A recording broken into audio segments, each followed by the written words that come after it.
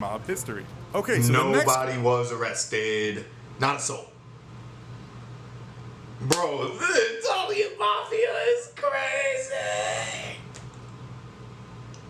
What is going on, guys? It is JJ here, back once again with yet another video, and today we're going to switch things up a little bit. We're going to switch up a bit of the content just because I absolutely adore football. I love footballing, and that content's not really going to end, but I kind of want to learn more about Italy in itself and more about Italian culture, and in this instance, the Italian Mafia, because I know little to nothing about the Italian Mafia except reading The Godfather, which is weird because I've read the Godfather book. I have it around here somewhere, actually. Might be over there. I have the Godfather book, but I've never seen the movie. Not part one, not part two. If it's anything as good as the book, it's going to be an amazing movie. Maybe I need to watch that. I might need to watch that and put that on the channel. But anyway, we're going to take a look at the most horrific crimes of the Italian Mafia and actually probably save an Italian Mafia breakdown video for a later time. So we're gonna take a look at this. You guys gotta let me know your thoughts down in the comments below on this and what else you guys want to see on the channel. But yeah, let's get into the video. As well, guys, you can find the original video just down in the description below. Do you want to learn about Italian Mafia infographics as well? Most of us know something about the Italian Mafia. Its exploits have been made into huge blockbuster movies, such as the Godfather trilogy and Goodfellas, while the TV show The Sopranos is unquestionably one of the best things ever to light up people's living rooms. What makes the Italian Mafia so compelling to follow? I have not seen The Sopranos either. I really gotta figure my stuff out.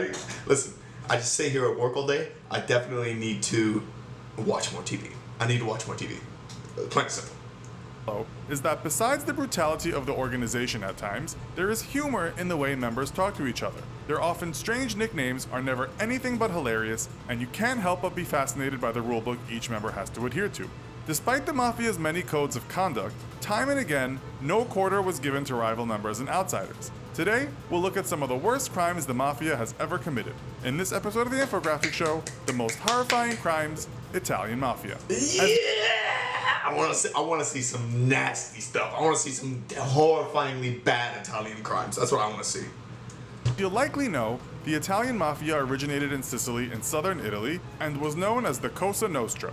The word mafia, which is mafioso in Italian, according to the Italian dictionary, means someone who can be a scoundrel, brave but perhaps unruly, a tough guy but honorable, sometimes a brute, and always a bit of a swaggerer. That seems about right, given what we have seen on TV and film.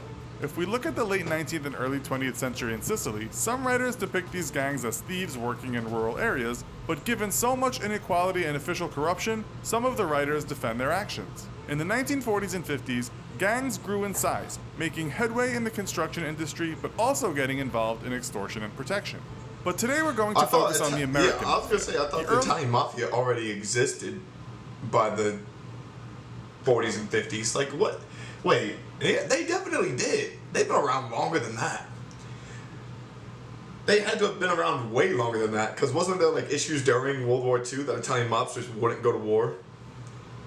Earliest reports of Italian immigrants belonging to organized crime causing havoc in the United States dates back to the late 19th century. Okay, yes, Around that makes time, sense. the New Orleans Times wrote that parts of the city had become infested with well-known and notorious Sicilian murderers, counterfeiters, and burglars who, in the last month, have formed a sort of general co-partnership or stock company for the plunder and disturbance of the city.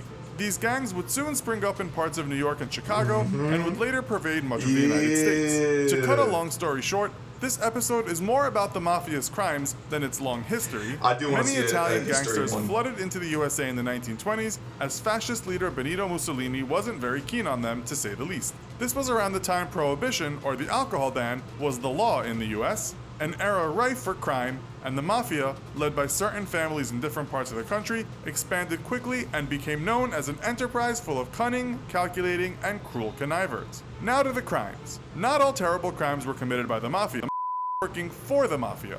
Many of the associates, tough guys, hitmen, were not Italian by birth and so were hired for jobs rather than work as part of the family. One such man who you may have seen on YouTube or on TV, or even depicted in a movie, is the hitman Richard Kuklinski. Also known as the Iceman, it's thought he carried out around 100 executions or more before he was imprisoned in 1988. Imagine killing 100 men. He appears on this list not only because of how prolific he was, but if you've seen him talk about killing, you'll notice how cold he seemed about the act. They called him the Iceman because he would often freeze the bodies of his victims for a long time and then later dump them. Doing it this way would make it impossible for the police to know when the murder had taken place. Now we'll look at two characters who were known in the Mafia as brutal killers and have since been depicted that way in movies. Both characters were played by Joe Pesci. The first was the character Nicky Santaro in the film Casino, who was actually based on Mafia member Tony Spilotro. Yes, Spilotro was brutally murdered by his own people, as is depicted in the movie, but it's also said that he was very much a keen proponent of torturing people he thought were hurting his business. He may have ordered killings and killed himself on many occasions, but it's the torture that stands out. Like in the film, he once put a man's head in a vice and turned the handle until the man's eye popped out. It's also said he tortured another man for 2 days, slicing him all over with knives and razors, burning him with a blowtorch, and then fastening him upside down to a meat hook until the poor fella died. Now, you might not feel sorry for anyone with such a depraved disposition, but you can hardly feel good about the way Spilotro went. No, it wasn't death by baseball bat near the Las Vegas desert as depicted in the movie. What really happened is that in 1986, Spilotro had irked Mafia bosses enough, and they ordered he be taken care of. That means killed. He and his brother were asked to meet in a basement where they would essentially be promoted, or so they were told. What happened is that they were set upon by around 20 men and literally beaten to death with bats, fists, and objects until their bodies became unrecognizable. If you so choose,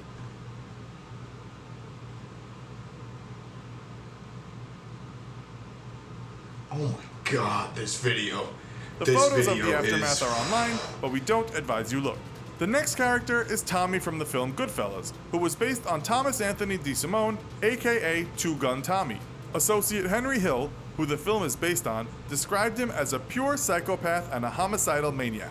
If you've seen the film, all those grisly murders are based on Hill's testimony.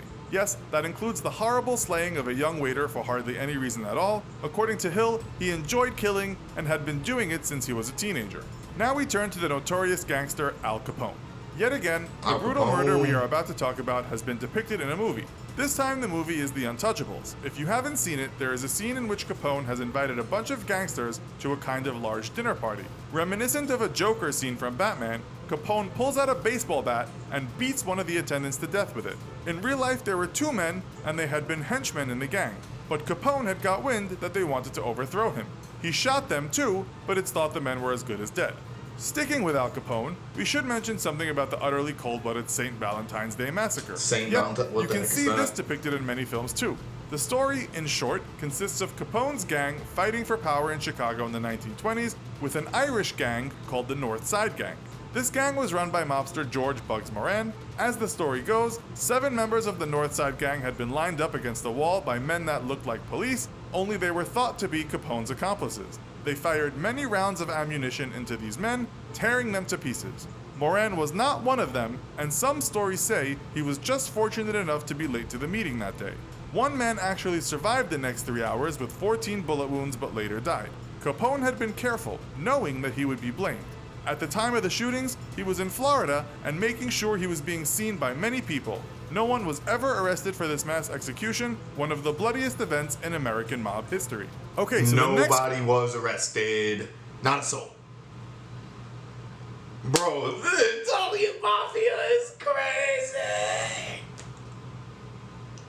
I'm baffled by this. I'm just stuck. Crime may not be as brutal, but it shows just how bitter and twisted the Mafia could be. This was the murder of Angelo the Gentle Don Bruno, who was shot in the back of the head in his car. Bruno had made a killing in the methamphetamine trade in Philadelphia, but some people thought he was keeping too much moolah for himself. You might guess from his name that Bruno was known as a gentle type for a gangster who preferred to talk before getting down to violent deeds, but his enemies were not so even-tempered. It's thought mobster Antonio Caponegro wanted to knock Bruno off the boss spot and take over the family, so he ordered the hit. This didn't go down well with the Commission, a kind of round table of mafia bosses, and not long after, Caponegro was killed by enforcer Joe Mad Dog Sullivan. What's especially brutal was the message the bosses wanted to send. When the cops found the body, $20 bills had been stuffed into Caponegro's mouth and anus. This was to show that he had been a very greedy man in taking out the good-natured boss. He had been shot and stabbed numerous times. The worst thing is, This kind of execution wasn't all that uncommon. If you were lucky, you got whacked quickly with a bullet in the head, but if someone wanted you to suffer, you would die slowly. In fact, there were so many murders, the media called the enforcers that worked for the Mafia all over America Murder Inc. This was a gang of ruthless killers that would work for bosses all over the states in the 30s and 40s, and it's thought they made good on as many as 1,000 contracts. Each murder apparently would cost a boss anywhere from $1,000 to $5,000. They used guns, bats, and even ice picks. If they were ever caught, the big bosses would make sure they got the best lawyers. Murder Inc. was started by Jewish-American gangster Louis Lepke Buchalter, and he has since gone down in history as the only mob boss in the US to get the death penalty. If there is one thing you learn from watching gang shows or reading mob-related books, it's that violence just begets violence, and karma seems to strike anyone involved in the Karma, violence, brutal murders, frozen bodies, hits of Murder Incorporated. I love this.